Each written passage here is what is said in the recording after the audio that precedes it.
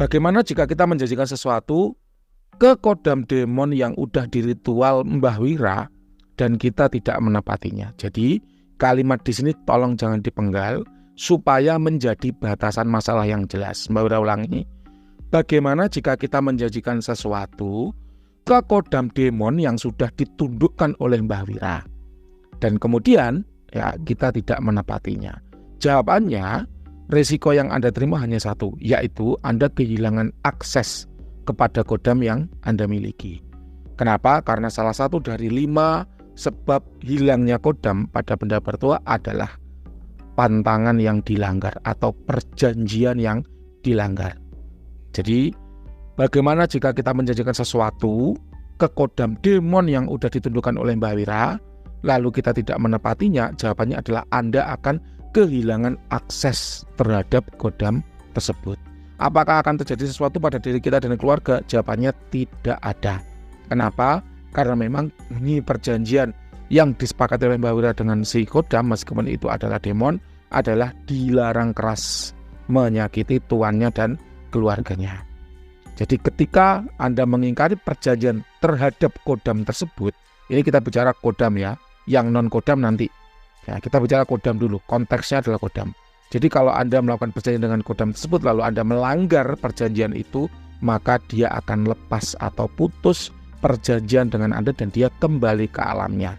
Jadi Anda tidak akan bisa mengaksesnya kembali. Itu adalah konsekuensi yang akan Anda terima jika Anda menjanjikan sesuatu ke kodam demon yang sudah diturunkan oleh Mbah Wira, lalu Anda tidak menepatinya. Ini terang dan jelas, titik, tidak ada koma. Lalu kita kembangkan masalah itu menjadi lebih kompleks. Lalu bagaimana, Mbah, jika kita menjanjikan sesuatu ke demon ya, dan kemudian kita tidak menepatinya? Jawabannya adalah maka urusan harta tahta wanita yang Anda miliki akan hilang. Jadi semua hal yang sudah Anda bangun seumur hidup Anda itu akan lenyap, diambil oleh si demon itu tadi.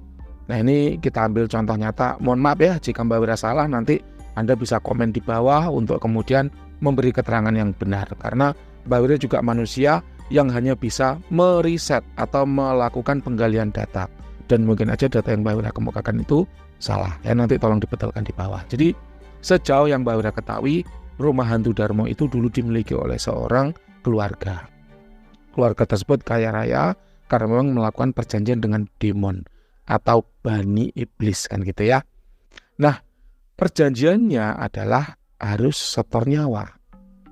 Pada waktu itu, si pemilik rumah ini tidak menepati perjanjiannya atau tidak setor nyawa. Sehingga kemudian masuklah bencana. Dari jalur mana? Perampokan. Sehingga dia dan keluarganya dibantai habis.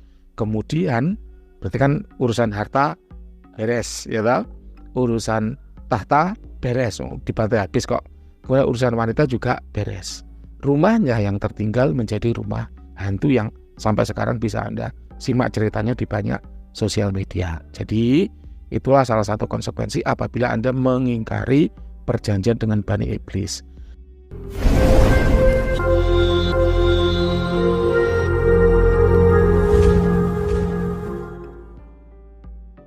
Apakah selalu seperti itu, Mbah, di semua kasus?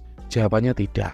Bergantung siapa bani iblis yang Anda ajak perjanjian. Itulah kenapa kalau Mbah Wira pribadi sangat menghindari melakukan perjanjian dengan iblis atau demon. Kenapa?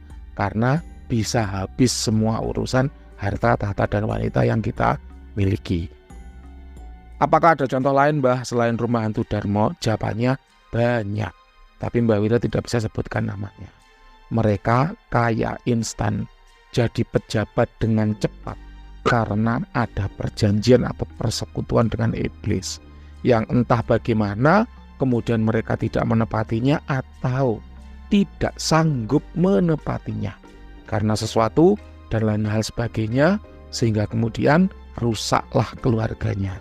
Mulai dari cerai dengan istrinya, anak-anaknya pergi, dia sakit-sakitan, kehilangan kekuatan fisik, kehilangan ketampanan, kemudian ditinggalkan tua, mati sendirian, dan lain sebagainya. Jadi itulah resiko yang diterima oleh orang yang melakukan perjanjian dengan demon yang tidak ditundukkan dengan benar. Jelas ya? Jadi jawaban atas pertanyaan ini ada dua.